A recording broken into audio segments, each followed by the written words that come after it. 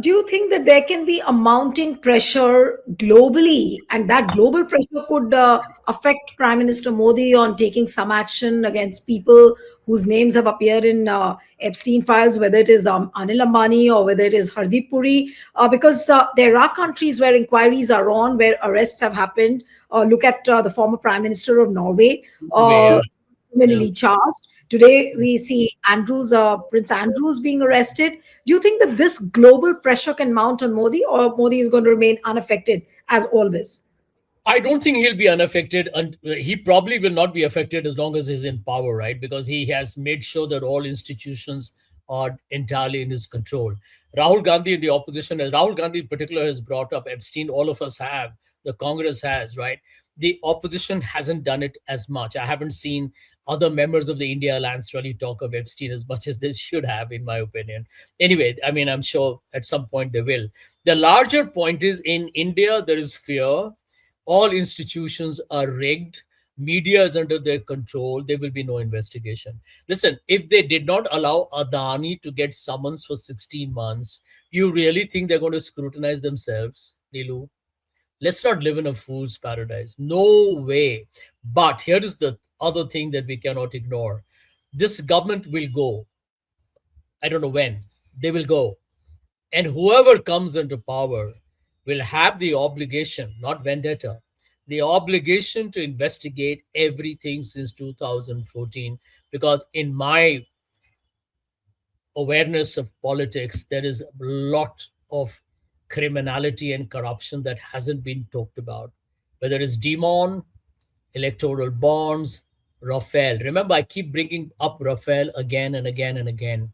You know, the people of this country ridiculed Rahul Gandhi for saying Chaukidar Chor hai. But now it all begins to add up, right? Anil Ambani fronts his government, talks to Jeffrey Epstein. Don't forget, there is even a talk of a Swedish blonde. You remember? How come this government is so cool about that? How come?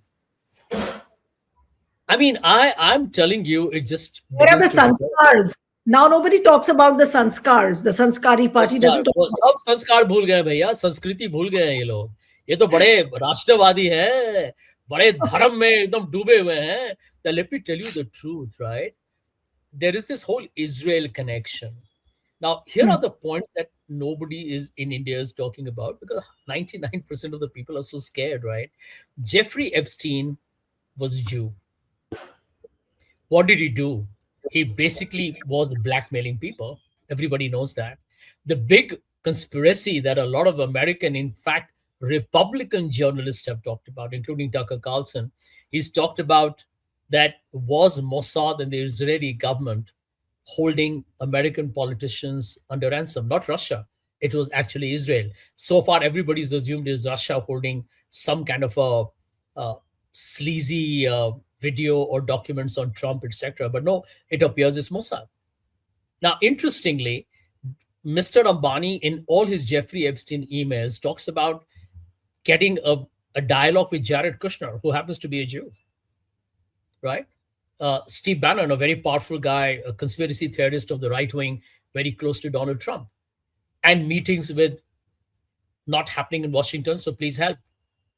What does it add up to? Modi lands up in Israel after America, and India's foreign policy in Israel changes dramatically. Around the same time, there is Jeffrey Epstein telling somebody he danced and sang in Israel to make Donald Trump happy. Guess what happens? Anil Ambani gets a Rafael deal around the same time. It's a no brainer. But if you think any TV channel in this country is going to talk about it, obviously no. And that's why the people of this country remain in the dark. Or many of them have just chosen to be spineless and say, you know, why bother? Let Neelu Vyas fight it out. Let Rahul Gandhi fight it out. Let a few brave journalists fight it out. Let Sanjay Jha go on these programs and talk. Things change. We will say, hey, you guys were great. You know, tomorrow, if this government topples, people will come and tell you, me, Rahul Gandhi, the Congress, and Rajdeep Sardesai, hey, you guys were outstanding the way you would stuff, took on this government. Right now, we are happy to be cowards. We'll be chicken. We will not say anything. Let the others, kind of bell the cat. That's a tragedy. When a country loses its morality, it starts from the top. As we already talked, there's no morality to the top. but it percolates downwards. It's very imperceptible, but over a period of time, it just goes down and it sinks into the entire system. I've always believed, Nilu, that a country finally becomes like its leader. Right. One quick question before I wind up the interview, Sanjay, that can Epstein files, now we talk about various issues, whether it was the Hindenburg report of Adani, which again nailed Prime Minister Modi, all the institutions, whether it was a Rafale deal. So many issues came up, but Modi came out of all of them because media supported Modi all the time. But in Epstein files, since there's so much of global pressure, do you think Epstein files can really become Modi's undoing? Well, I can tell you that until Modi is in power, he will not allow any investigation to happen. Because whether it is, if there was an investigation on demonetization, okay, or Rafale, or electoral bonds, where the Supreme Court said is unconstitutional, not forget the legal part or the constitutional interpretation. We saw cases of extortion, mafia, literally extortion happening, or quid pro quo deals happening. I mean, bribery in broad daylight.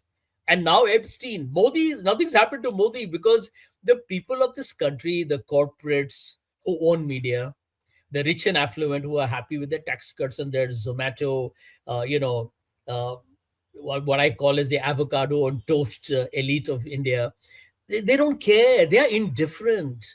They're very happy, driving their SUVs, and I keep saying that all the time, having their, fancy meals and foreign holidays. They don't care.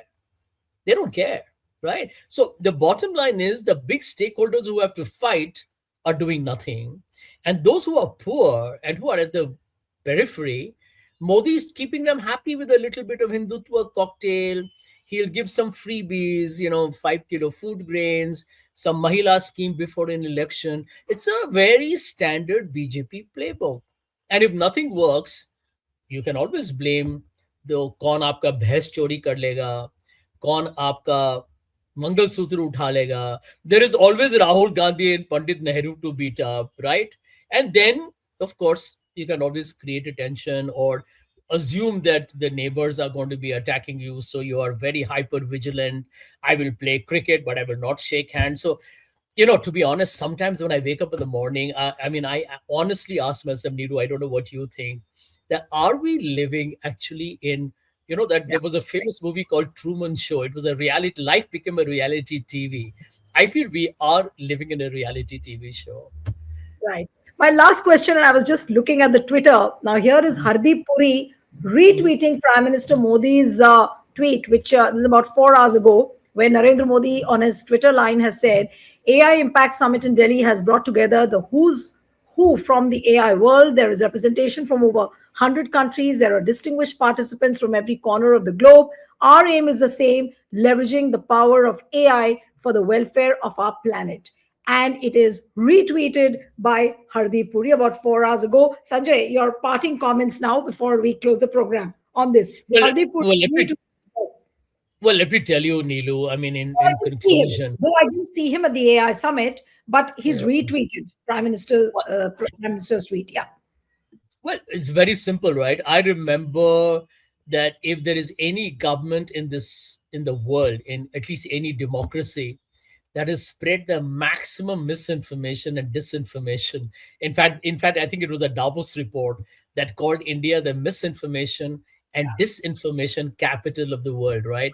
So AI is very good for governments in power because they can further spread more fake news, create hype, spread fake news, Yeah. morph videos, and that I think is going to be one of the strategies of this government. I mean, the BJP IT cell is notorious for the way they have destroyed Rahul Gandhi over these years, the way they have abused the Congress, the way they have gone after individuals, right, including journalists and writers and actors and so on. So I think for them, AI is a very strong, powerful tool whereby they can just create a script, fake anything they like, create a fake video, destroy anybody they want, and they have the power to do that. If Congress puts out AI videos, whether it is on General Naravne or whether it is on any issue which has been picked up by the opposition, that video gets deleted at the behest of the police. That's what Supriya Shunle held a press conference and said.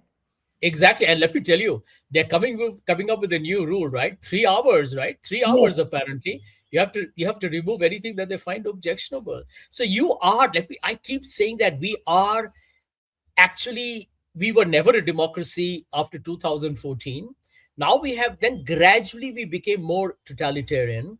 Now we are hard fascist. And what does a fascist really want? I mean, I define fascism not as authoritarianism, which is like I'm against dissent. Here you want to obliterate all opposition. You want to control everything to such an extent that there is no one left to oppose you. And if anybody dares to do that, they're literally kind of decimated within seconds. So you have now reached a point of, I would say, nothing very different from what some countries were pre World War II. The only difference is that we go through this synthetic exercise of an election. And because there is an election, people believe, I'm still voting, there is democracy. But who's running the election? It is the election absolutely. commission. Who has all Right. the money? One party. Tata's donation, 83% went to one political party. And Tata's gets all the contracts. So we are rigged on an overall basis. They have a long and hard fight ahead. We'll have to believe in the decency and faith of the common man. And you and I, Neelu, will have to keep doing these shows to keep the fight up. Absolutely, absolutely. And you were talking about fascism. So fascism thrives only on propaganda. And so here, Prime Minister Modi is talking about making India as an AI giant, as an AI superpower. I think on an ending note, I would want to say through this platform that we are not becoming an AI superpower, but we are becoming a propaganda superpower in the real terms. Thank you so much, Sanjay. Always a pleasure having you on the program. Thank you. Thank you.